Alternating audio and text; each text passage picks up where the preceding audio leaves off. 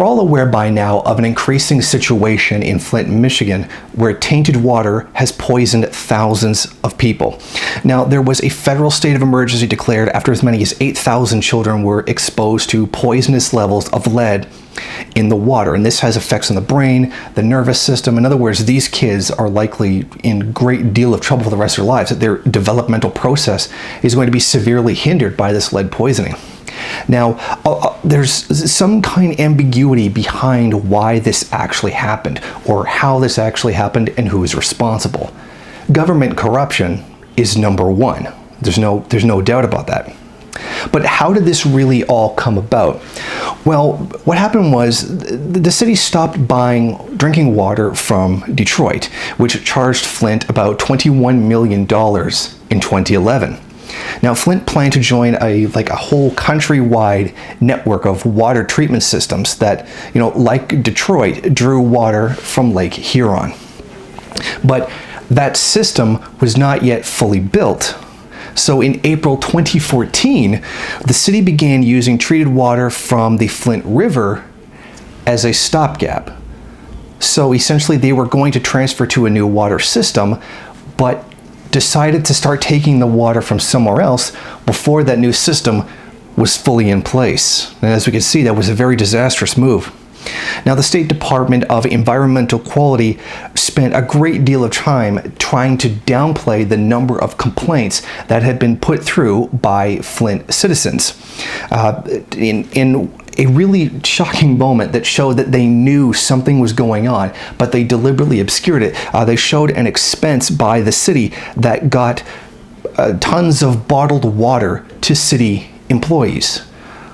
Now, the timing of that, of course, and the oddness of buying bottled water for city employees is certainly not a coincidence, and is certainly indicative of the fact that they knew what was happening and that people were being poisoned, and that this was their attempt to try to cover their own employees so to not suffer some kind of a breakdown by state employees to keep the system running as well as it can. Flint City Council voted to join the new countrywide water system, a decision that the state treasurer, Andy Dillon, had to approve according to Governor Rick Snyder's emails. The emergency manager, Edward Kurtz, made the decision to use the Flint water until the new system was ready, rather than continuing to buy water from Detroit.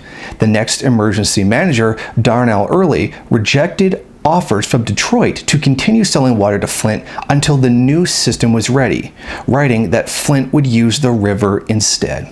There is absolutely no denial that the cause of this is straight up capitalism.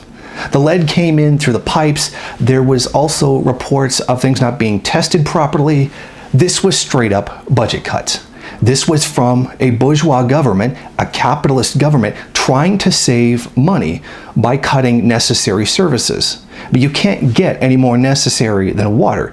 Human beings will literally die if they don't get it. Or in this case, some people have actually died getting it. Now, this is very clearly traced back to the disintegration of frankly, the entire state from the deindustrialization process of North America. The jobs that were traditionally held in these areas sent overseas. And the sending of them overseas is a direct result of the needs of capitalist competition. They need to lower costs, etc., in order to compete with each other. And if one capitalist does it, all of them have to do it, or they're going to go out of business. This is part of the disintegration of the global capitalist system. They keep having to go to greater and greater lengths to keep up the rate of profit. So you end up with this whole situation where they have to use up all the labor in one place until it gets too expensive, and then move to another, and then move to another. First it was in the United States, then it went to Mexico, then it went to China, then it's gone to India, and has expanded to other places as that labor has got increasingly more expensive. It is based entirely on the actual ability to tax businesses. This is not some kind of aberrant behavior of capitalism. This is the system itself and its natural progression from its inception to its inevitable death. Because these businesses were not able to stay in the area and pay the taxes, of course implying that they paid the taxes to begin with, these budget cuts had to be made. And of course it was the people of Flint who suffered and not the capitalist class. I would be very surprised if I saw any cases of poisoning from anyone who was wealthy within the city. In fact, given their economic woes, I'd be very surprised if there even was a wealthy person in the city. But we have to understand here that this is part of the natural process of capitalism. But what's also important is that this is not all that a common thing for the first world. There are isolated incidents of this. Now, they are inevitable given the functioning of capitalism. They are, however, isolated incidences. This kind of inability to find water is very common in many other places, particularly across the third world, where water is even worse. And in fact, this water kills tens of millions of people a year. Basic sanitation services, unclean water, are basically not even within the reach of a great deal of the world's population.